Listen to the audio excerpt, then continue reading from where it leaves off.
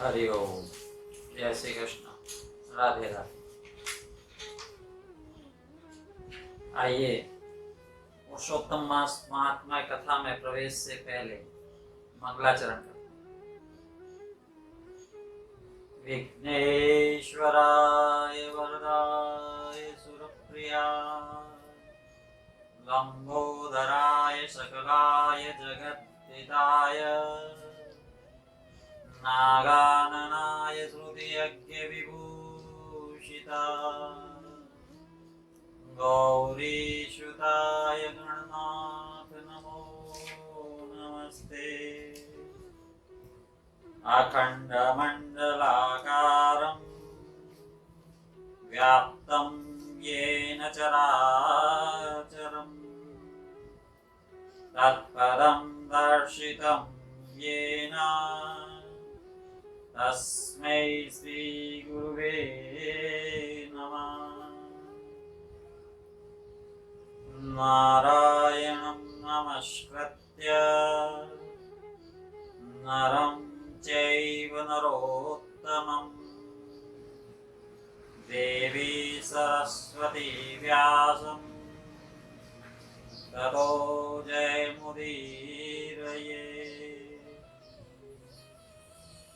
वन्दे वन्दारुमन्दारं वृन्दावन विनोदिनं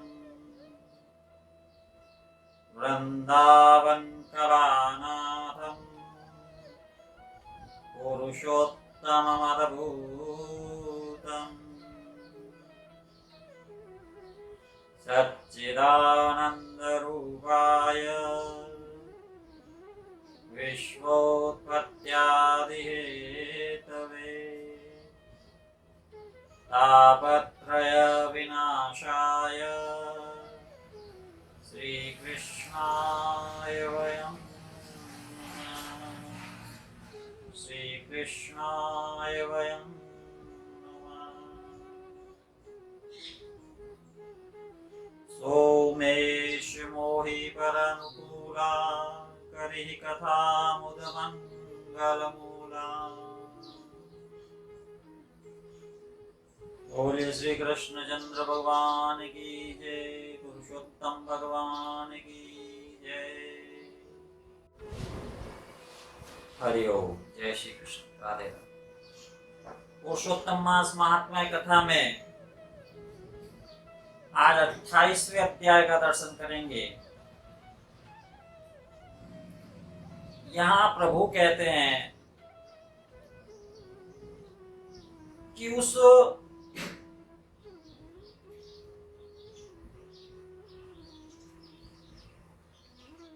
विश्वासघाती उस दुष्ट ब्राह्मण के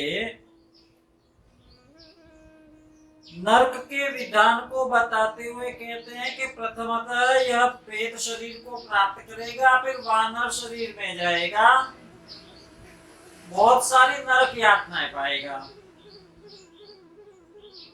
अब प्रेत योनि में होने वाला दुख भोगकर बाद में फलों की चोरी से होने वाले दुख को भी भोगेगा। वो कहां? वानर योनि में।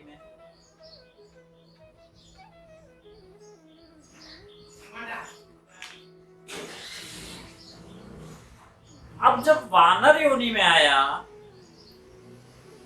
तो उस समय श्री नारायण कहते हैं कोई चित्रकुंडल नाम का महान वैश्य था। पतिव्रत धर्म में उनकी पत्नी तारिका वो भी थी और दोनों ने भक्ति पूर्वक पुरुषोत्तम मास का सेवन किया। उद्यापन का जब वक्त आया तो वे दोनों श्रद्धा पूर्वक उद्यापन कर रहे थे, पूजा कर रहे थे। वेद वेदांत को जानने वाली वो गुणी स्त्री जो थी उसने ब्राह्मणों को वहां बुलाया था।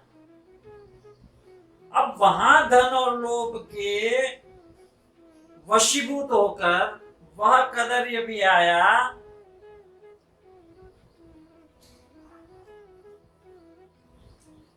लोभी कदर्य जो था उस वैश्य चित्रकुंडल के सामने रोता हुआ खड़ा हो गया।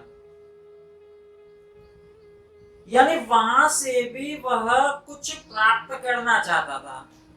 अब यहाँ सूत जी बोलते हैं कि दर्शन से, स्तुति से, धन के लोभ करने से भी उस दुष्ट वानर को उत्तम तीर्थ की प्राप्ति हुई, उत्तम तीर्थ का सेवन हुआ। चाहे वह धन के लोभ से उस वैश्य के पास गया, लेकिन वहां उसने परमात्मा के पूजन और उद्यापन को ध्यान से देखा।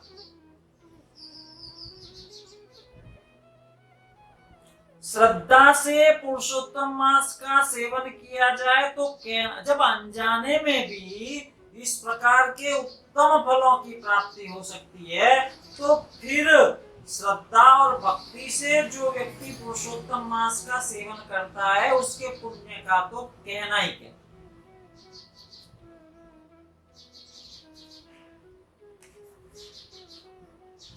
जब वह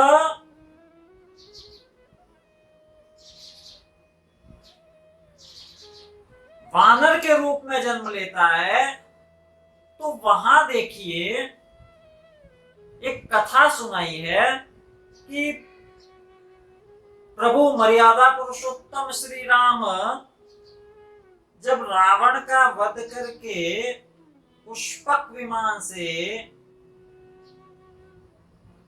अयोध्या के लिए प्रस्थान करने वाले थे, तो उनसे देवताओं ने फूल बरसाए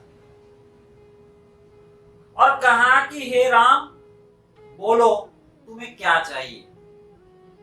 प्रभु श्री राम ने कहा, यदि मुझे कुछ देना चाहते हो ये देवताओं, तो ऐसा करो, इन वानरों, सभी वानरों को जीवित कर दो, क्योंकि इन्होंने निस्वार्थ मेरे लिए युद्ध किया है। इन सबको शीघ्र जिला दो, इन सबको शीघ्र ही जीवित कर दो। तथास्तु कहकर ब्रह्मा, शंकर, इंद्र आदि देवताओं ने अमृत की वृष्टि की थी और सभी वानरों को जीवित कर दिया था। जब पुष्पक में बैठे, चारों तरफ बैठे हुए समस्त वानरों के साथ पुष्पक विमान पर सवार होकर प्रसन्न मुख कमल वाले प्रभु श्री राम बोले थे कि हे सुग्रीव, हे हनुमान, हे तारात्मज, हे जांबवान, वानरों के साथ आप लोगों ने मेरे साथ बहुत मित्रवत कार्य किया है। आप लोग इन वानरों को आज्ञा दो, जिससे यहाँ से आप लोगों की आज्ञा पाकर ये इच्छा अनुसार अपनी अपनी इच्छा के अनुसार जंगलों को जाए, और हमारे ये दीर्घजीवी वानर जो हैं, जहां जहां भी वास करेंगे वहां के वृक्ष, पुष्प, फल से युक्त हो जाएंगे। यानी इन्हें नदी मीठा जल देगी, शीतल जल वाले सुंदर तालाब होंगे, इनको कोई मना भी नहीं करेगा। हमारी आज्ञा से समस्त वानर जाएं। तो इसलिए भगवान श्री राम का आशीर्वाद है, इन्हें भगवान श्री राम का प्रभाव है कि वानर जाति के लोग जहां भी निवास करते हैं वहां वन में मीठे जल वाली नदी होगी और सुंदर तालाब होते हैं, पुष्प पत्र से युक्त सुंदर फल वाले बहुत से वृक्ष होते हैं।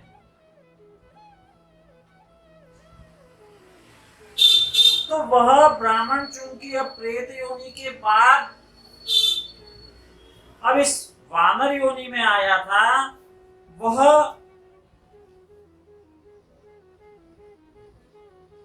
शुरुआती दिनों में निश्चित ही बहुत आनंद पूर्वक जंगल में रहने लगा, लेकिन अब मृत्यु समय निकट आ गया था, मुख में पीड़ा थी।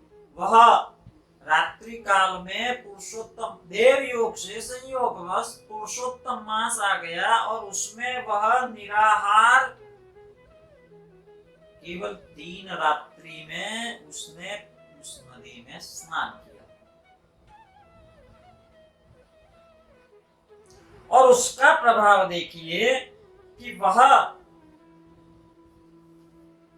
उस वानर योनि से जब मुक्त हुआ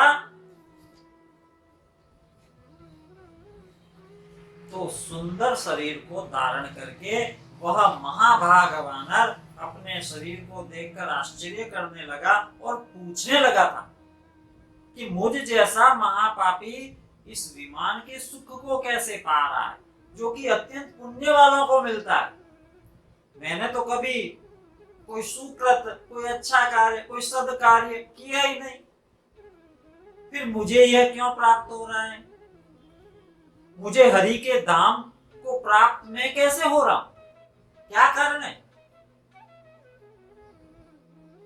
इसका उत्तर वे देवदूत 29वें अध्याय में देंगे। कल हम 29वें अध्याय का दर्शन करेंगे।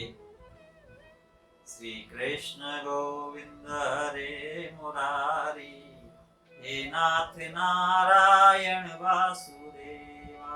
श्री कृष्ण गोविंद हरे मुरारी, हे नाथ नारायण वासुदेवा। बोले कृष्णचंद्र भगवान की जय, पुरुषोत्तम भगवान की जय। जय जय श्री राधे, जय जय श्री राधे, जय जय श्री राधे।